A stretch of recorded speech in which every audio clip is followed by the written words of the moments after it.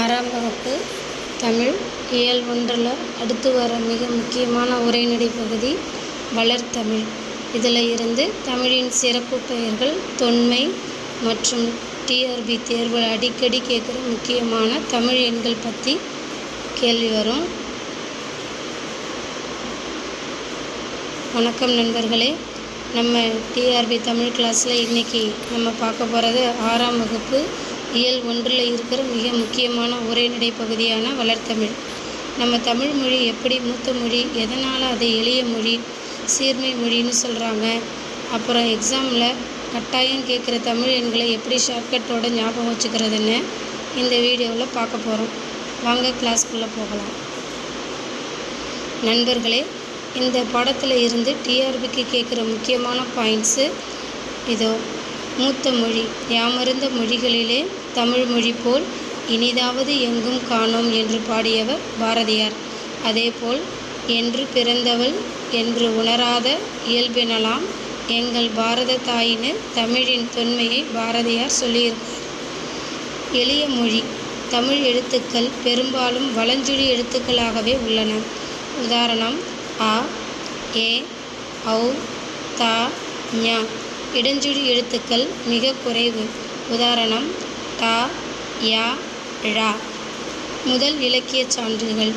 தமிழ் என்ற சொல் முதலில் இடம்பெறும் நூல் தொல்காப்பியம். தமிழன் கிளவியும் அதனாரெற்றே.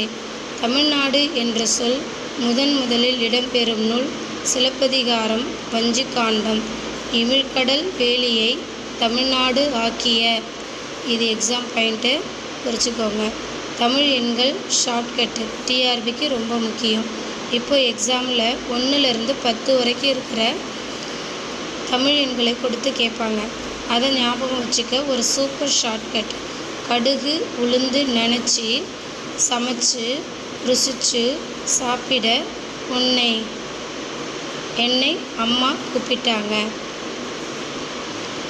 அதாவது 1னா கடுகு, 2னா உளுந்து, 3னா நினச்சி,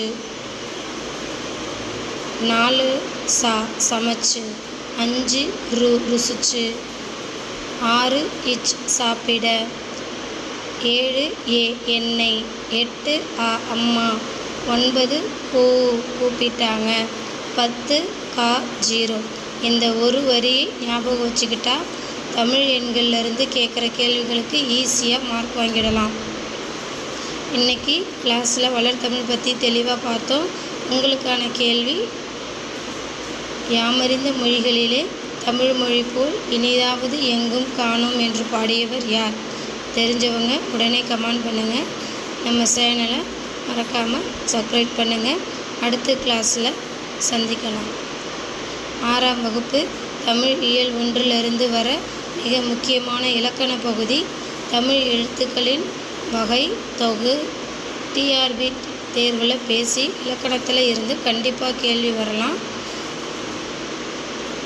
மாத்திர அளவுகளை எப்படி ஈஸியாக ஞாபகம் வச்சுக்கிறதுன்னு இந்த வீடியோவில் பார்க்கலாம்.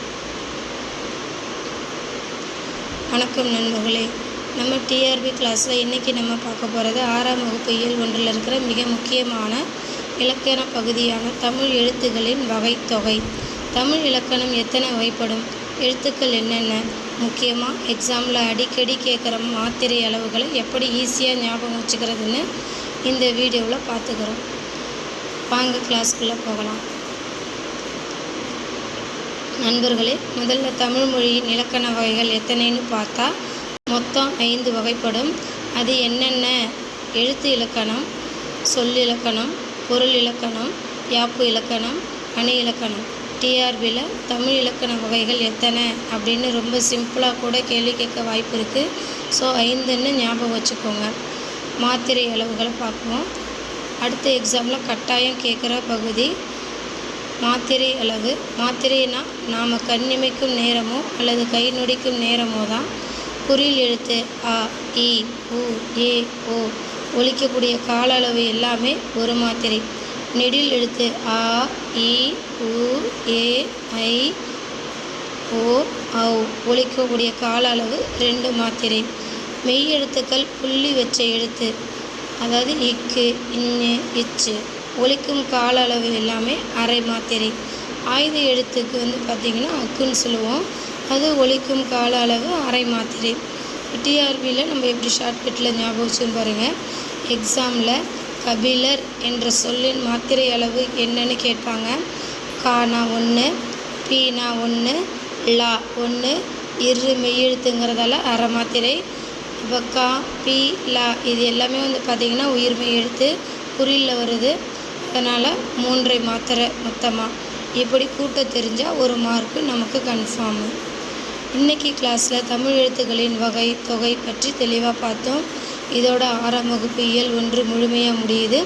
உங்களுக்கான இன்றைய கேள்வி, மெய்யெழுத்துக்கள் ஒலி மாத்திரை அளவு என்ன? தெரிஞ்சவங்க உடனே கீழே கமெண்ட் பண்ணுங்கள். நம்ம சேனலை சப்ஸ்கிரைப் பண்ணுங்கள். பண்ணாதவங்க சப்ஸ்கிரைப் பண்ணிக்கோங்க. அடுத்த கிளாஸில் இயல் 2 சந்திக்கலாம். நன்றி.